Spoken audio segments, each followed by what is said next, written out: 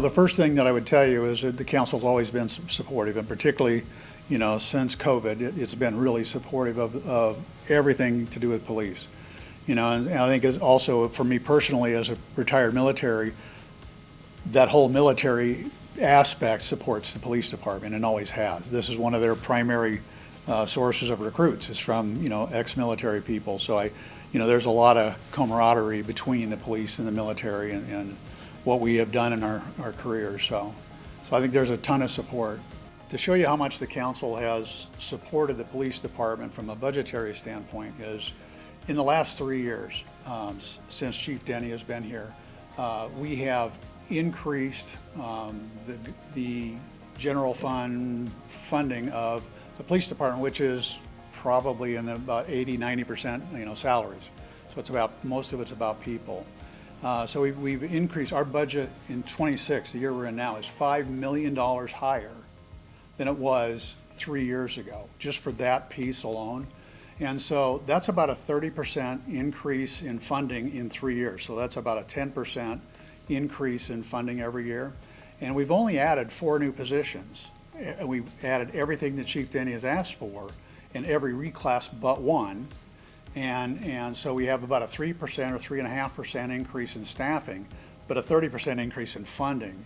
And and a part of that is in Chief Denny's plan is he has a lot of people that got promotions, or we're putting in leads or supervisors, or we're putting in higher paid people to do the same thing. And so that's where a lot of reclasses have been approved. And so it's besides the $5 million this year, it was also, $3.5 million last year, but it's also the capital. In the last 3 years, we have approved almost $8 million worth of capital to buy every capital equipment, to buy him everything that he has asked for, from vests to guns to rifles to stations. And so I think the council has been 100% supportive of everything that Chief Denny has brought in front of us, but for one, and this one is the reclass I want to talk about.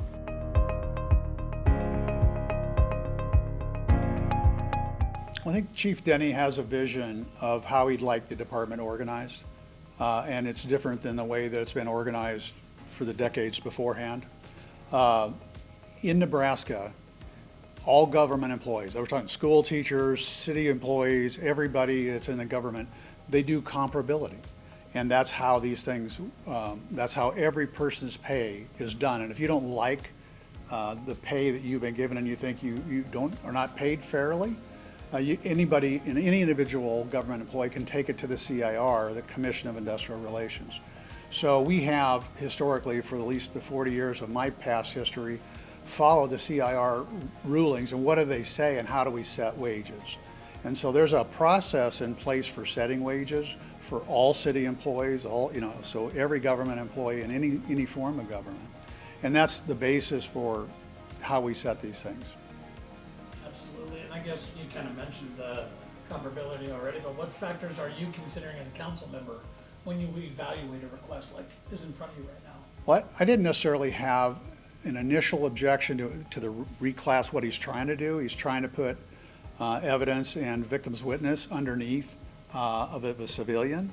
They are actually, I think the things that came up last year, when he mentioned that, I'm listening to everything, and and as I pull up the org chart, as I pull up job descriptions, as I pull up the city's website, all of the evidence and particularly the evidence and the victim's witness, they're both under Captain During.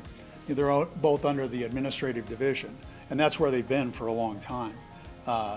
So Chief Denny may have changed it internally, but didn't go through the right processes of having the council approve different plans. Because I would tell you is that when Chief Lampkin was here, ICMA is the International City Manager Association, very respected national, we use them a lot. They had in 2013, they had a community policing plan. And Chief Lampkin brought it to us, the council, and we approved this 10-year community policing plan for Chief Lampkin. And then Chief Faldorf came in afterwards and continued on that plan. So that plan was finished in 2023, but it was presented to the council supported it, and then every year for the next 10 years supported every aspect of the original plan. And so there was a plan in place. When Chief Denny got here, he referenced the 5-year plan, but as a council member, I've never seen it until this year. And so it's always been a reference to a plan that I'm sure he had, but we've never seen it, we've never approved it. And so that was part of the first disconnect in communication, is the plan was never presented and the plan was never approved.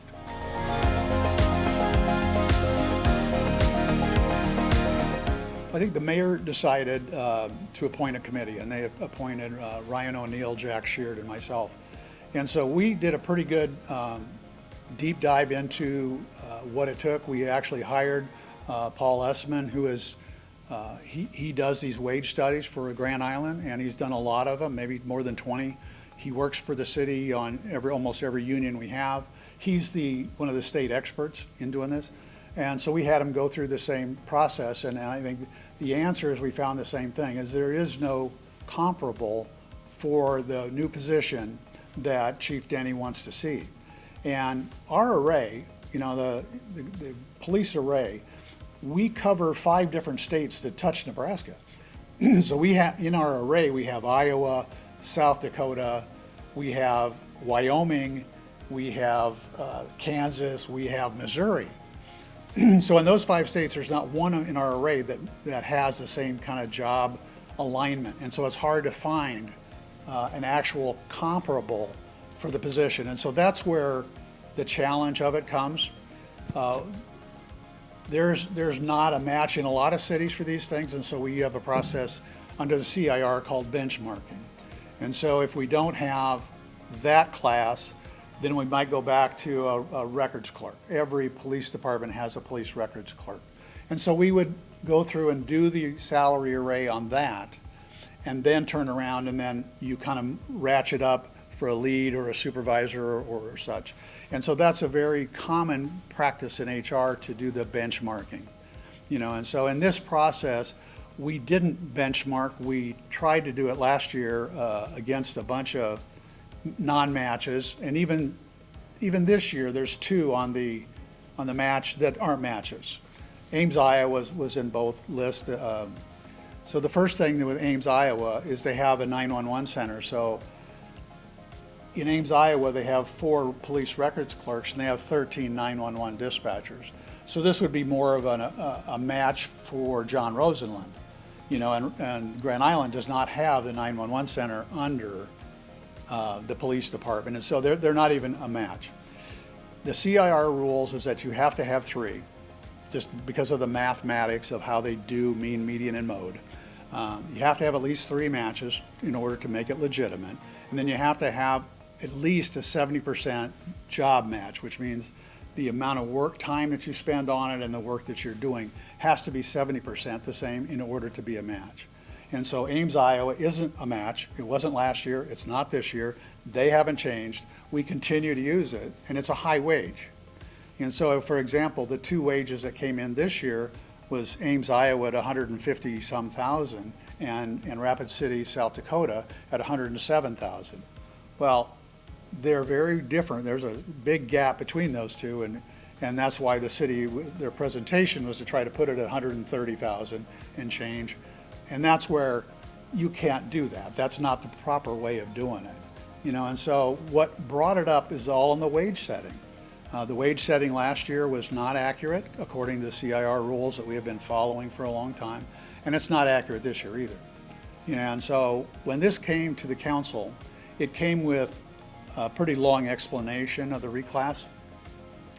The finance director recommended denial. The city administrator recommended denial, and the HR director recommended review, that it was okay to review it. And even as I read his words, I think he recommended approval. You know, and so I'm fine with reviewing it. And I think one of the things that I think that he misrepresented, the HR director in his presentation, he misrepresented both the benchmarking and the internal equity piece. So both of those are misrepresented, and so I think until we get some of those figured out, we cannot continue to move forward with the same fallacy of how we're trying to set the wages. Because the wages are easily set through the CIR and through their process. We just didn't go through there. And I think the last thing on how this happened, is the normal process is we create, and this came from Paul Essman as well, you create the organizational chart, you create the job descriptions, you bring it to council, you get it approved, then you set the wages, and then you start hiring people for that. Well, this person has already been doing it, as we find out now, despite all the city org charts and everything that we can read online. It's been implemented without actually telling anybody. And so I think that's kind of a disservice to the employees. Last year, it was an $80,000 job asking to be reclassed at $137,000 and change.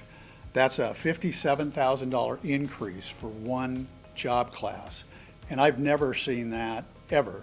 And we've never done one like that with a $57,000 tag on it.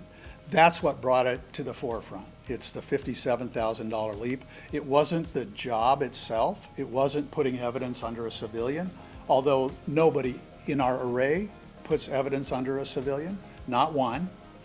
And so it's one of those that it's not done in our array, and so that's where you can't find a comparable for that position. We did the committee, and through Paul Essman, our expert, CIR witness, he's the one that presented, here's the wage survey and here's what it should be. And so he presented that, and that was not included in the council packet. It was not anything that anybody followed. And so we had just done this in 2026. So it isn't like it's been a long time since we'd looked at it. It was actually done in January of 2026, which was just at the time we started looking at this, maybe 5 or 6 months ago. So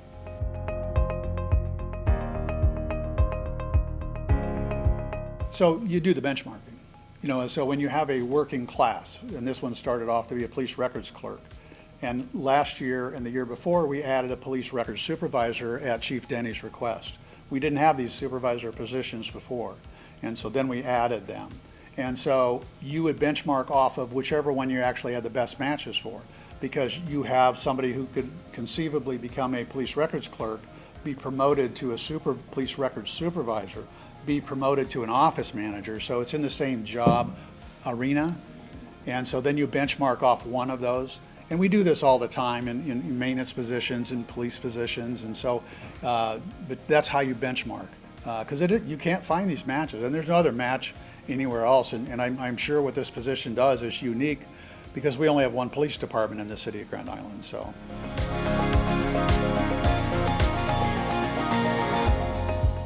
Well, I asked for the wage survey before the meeting, and that's why I brought it up during the meeting. The wage survey that was presented for this year, just a couple of weeks ago, had 2 matches in the wage survey, and it requires 3, so it should not have come forward.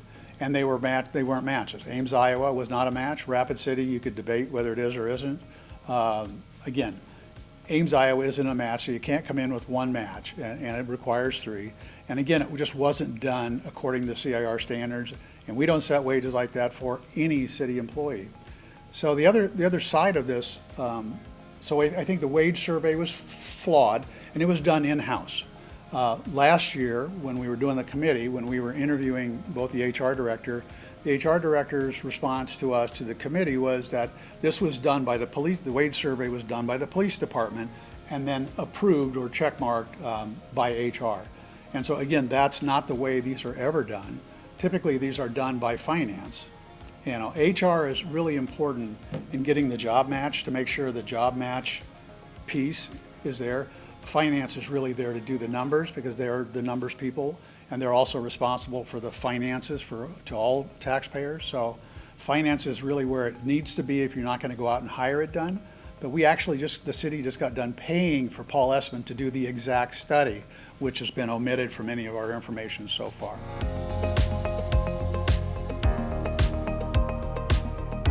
So I think Chief Denny's goal is to try to make it an equivalent to, last year he said he was trying to make it equivalent to a police lieutenant.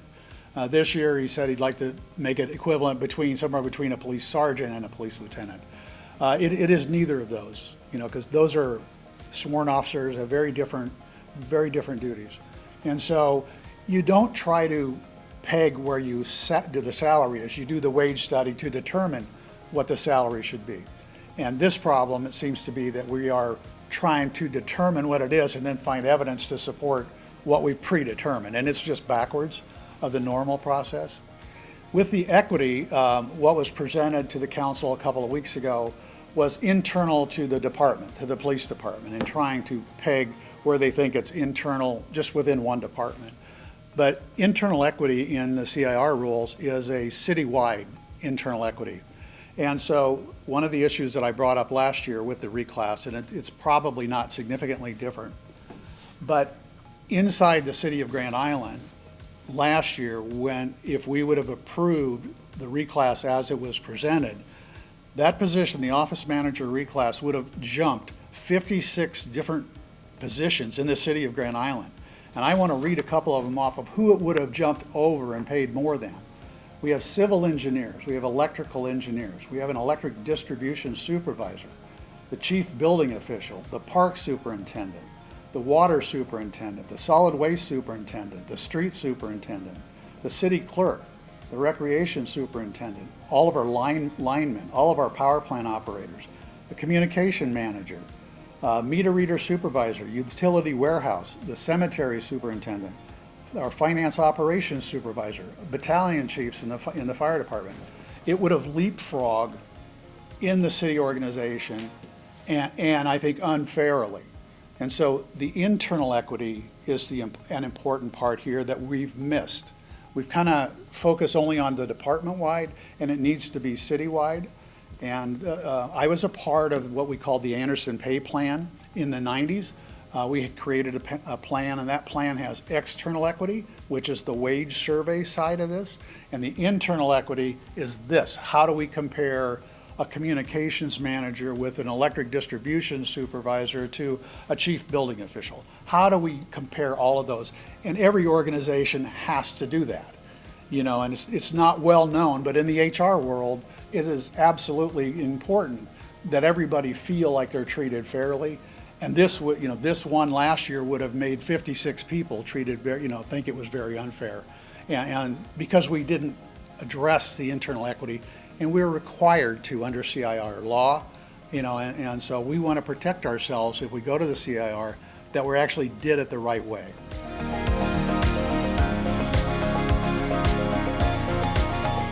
So what this one differs from is that it's because of the money. If you follow the money, last year it was a $57,000 increase in wages for one job classification.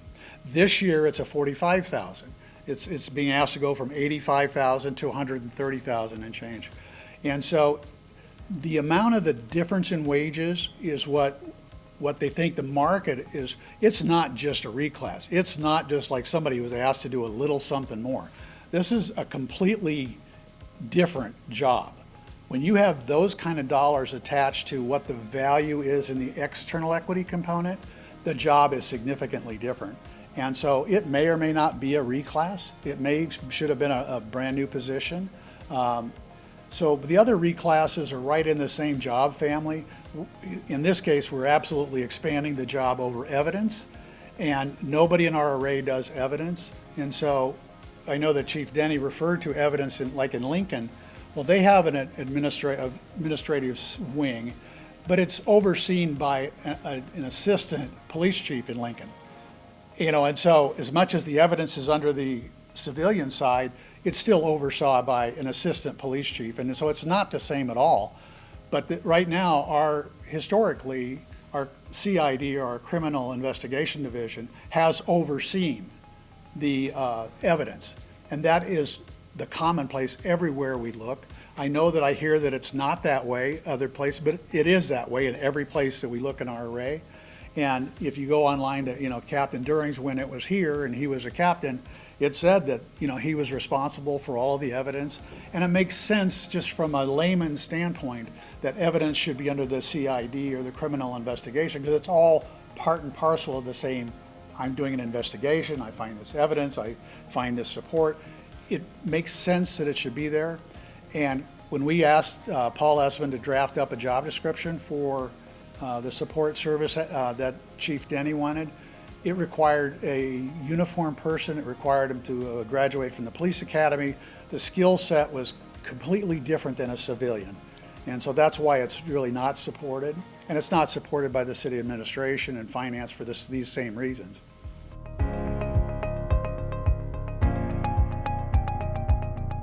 I think that 99% of what the chief has wanted in the last 3 years, the council has given him everything, including we set aside $1 million for a police stabilization fund.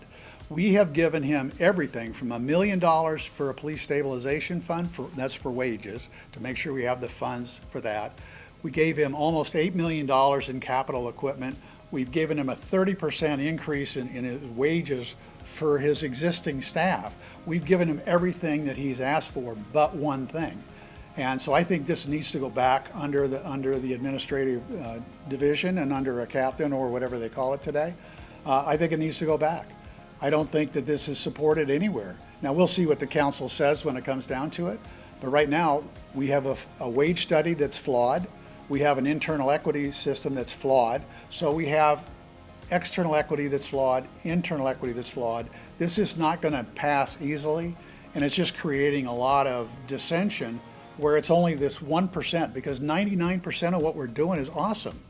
We are doing great community outreach. I can start listing you all of the great things that we are doing. Unfortunately, we get tied into these 1%ers, that this 1% just isn't justified. And I think he has to unplug. I was at a meeting with the mayor last year, and I thought that when we came out of that meeting, the unplugging was going to happen at that point, and it didn't. And I'm surprised, because I thought maybe we were at two different meetings, but I think that's what needs to happen. Unless they could come up with a legitimate wage study and a legitimate internal equity study, that's what I need to see to be supportive of it. But for me, it's just more about the wage level and the complete difference in job responsibility. That's what's justifying this $60,000 or $45,000 wage increase for one job classification.